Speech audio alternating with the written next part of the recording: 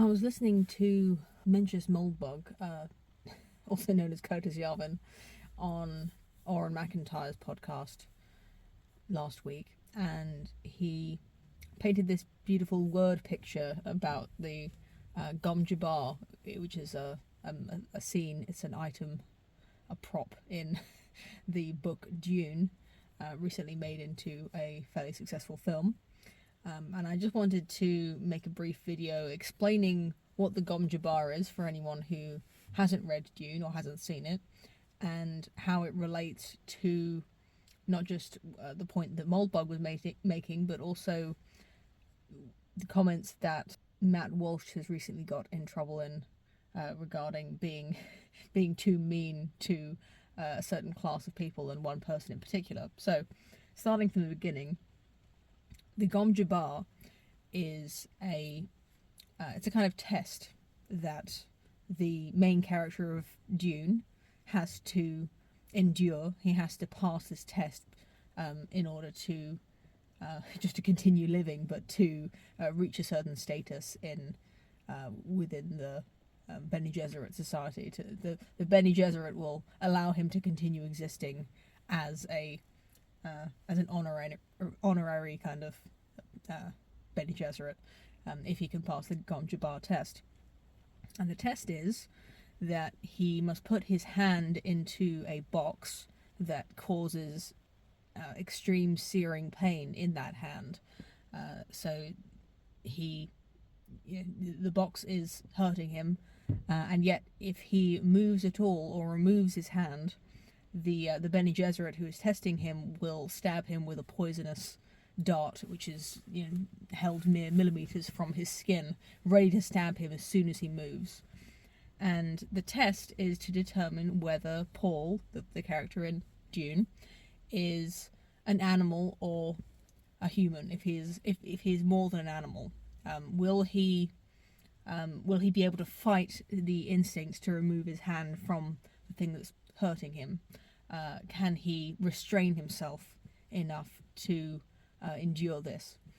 And what Curtis Yarvin, Mr. Moldbug, was saying about that is that when in politics, when you feel that your side is losing, or that you're being hurt, some part of your way of life is being hurt, your initial instinct is to start flailing around and acting crazy, try to hurt the people who are hurting you, and to just fight back with all your ferocity that has been inspired by the pain that you're in.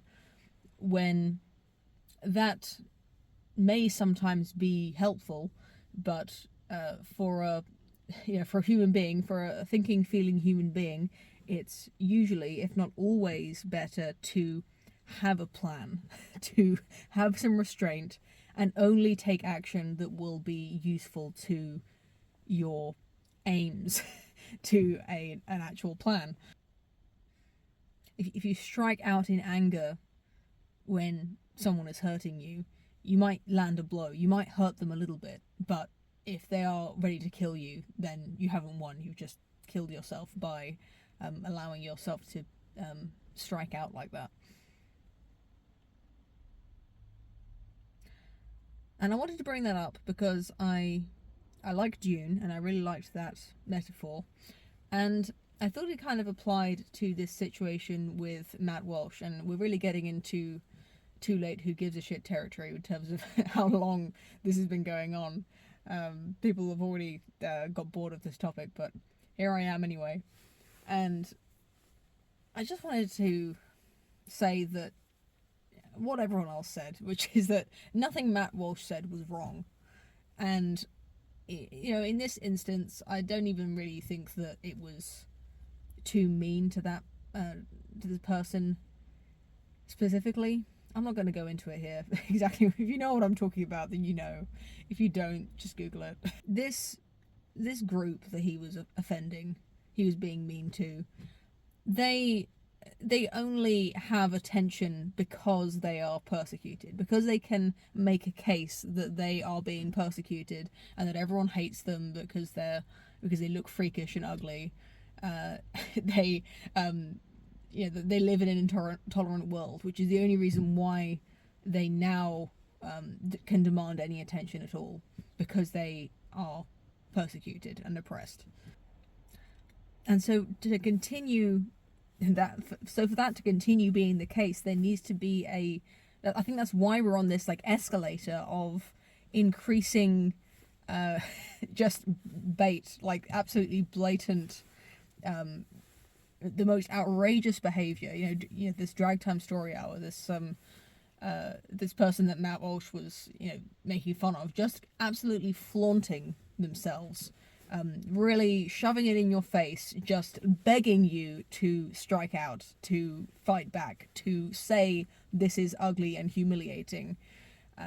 That's what they want. They want you to kick this adorable puppy so that you look like a monster, and they can turn that one strike, Matt Walsh's mean comments, they can turn that into hours of millions of people's attention just turning towards this issue, it constantly being just on our minds, on our screens, more than ever before.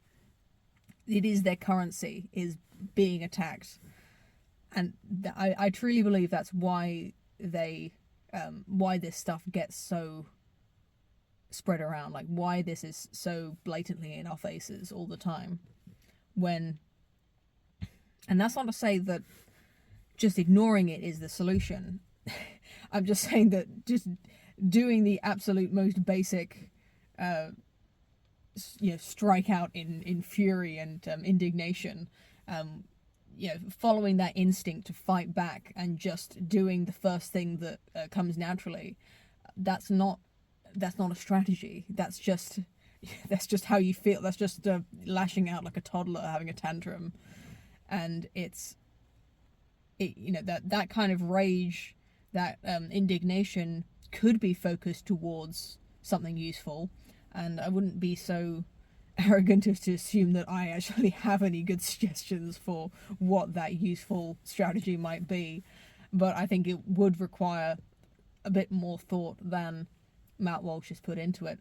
And to be honest, I think that Matt Walsh's strategy is purely self-serving. So in the sense that he's got more attention for himself, he has succeeded. He's got more subscribers on his YouTube, probably more subscriptions to the Daily Wire. He's got lots of eyeballs. People who've never heard of Matt Walsh before now know who he is, and that attention is good for him as well. It's this sort of ugly symbiotic relationship where Matt Walsh says something mean, and not only is the person he's bullying also gets more attention, Matt Walsh also gets attention. So it's a kind of these two need each other, and I really think that there needs to be a more intelligent solution than this. In a way, it doesn't matter if even 99% of people are approaching this issue from a reasonable, sympathetic mindset. If even 1 to 10 people are being mean about it, being sort of childish and immature, that's enough. Like, that's all the fuel they need to feel like they're persecuted. So it can feel hopeless being trying to be the grown-up in the room, trying to be reasonable and respectable, because it doesn't matter if 100 people are doing that. If one person is undermining that by just going in and Leroy Jenkins, is that, anyone understand that reference? Don't know if you can hear the rain hitting my car, but it's for any of you ASMR fans, I hope you're enjoying this this video. Watch Women's Hour Fridays at 9, and thank you for watching. Have a good night.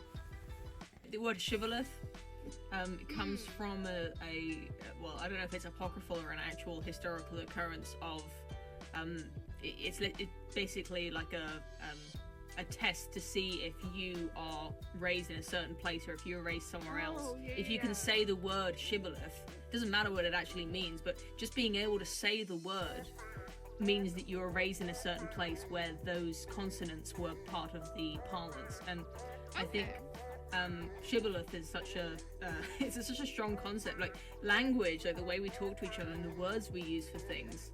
It's like, why do you have to say dead ass? Can't you just say literally? Can't you just say really, like extremely? But you have to say dead ass because it's like it constantly like testing each other. Like, can you say the thing? Do you get the thing?